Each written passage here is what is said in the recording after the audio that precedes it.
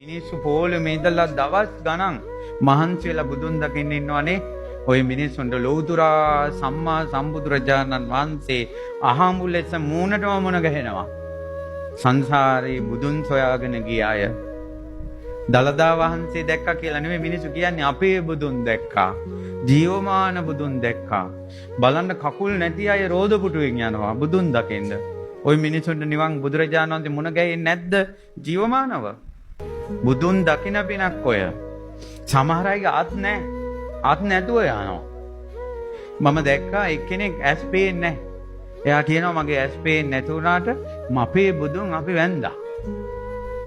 ওই මිනිස්සයාට යම් දවසක දහං ඇස පහළ වෙනවා. දලදා වහන්සේ වඳින්න පෝලිං වල ඉඳලා, ගෙවල් වල වටිනා ඇඳන් වල ඉඳලා, දැන් මහපාරේ පැදුරක් දාගෙන, ඉටිරෙද්දක් දාගෙන නිදා ගන්නවා බුදුන් දකින්න.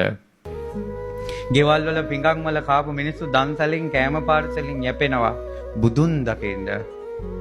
ගෙවල් වල තුන්වරු ඇඟ හොදා සෙන්ට් පවුඩර් ගාගෙන හිටපු මිනිස්සු යාන්තම් මූණකට හොදාගෙන ඇඳුමක් මාරු කරගෙන පාරේ පේමන්ට් එකේ ඉන්නවා බුදුන් දකින්න. එක දවසක්ද දෙකක්ද මේ පින්වතුන්ට ඔය පිනම අමා මහ නිවන් දකින්න හේතු වෙනවා.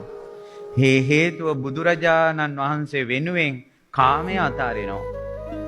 බුදුරජාණන් වහන්සේ වෙනුවෙන්, දලදා වහන්සේ වෙනුවෙන් ගෙවල් වල විඳින කාමයේ අතෑරියා කියන්නේ, ඔබ ජීවමානව බුදුන් දැක්කොත් ඔබ ගෙවල් අතාරින්නේ නැත්තේ කොහොමද?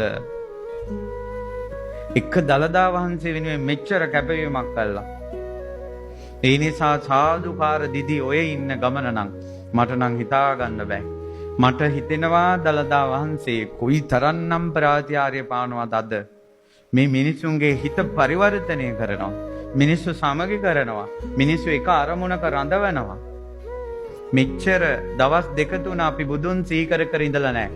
ඒ වුණාට පොළොමේ ඉන්න මොහොතක් ගානේ දලදා වහන්සේ ගැනම රැව් දෙනවා කනේ සිතේ ගතේ. දලදා වහන්සේ ගැන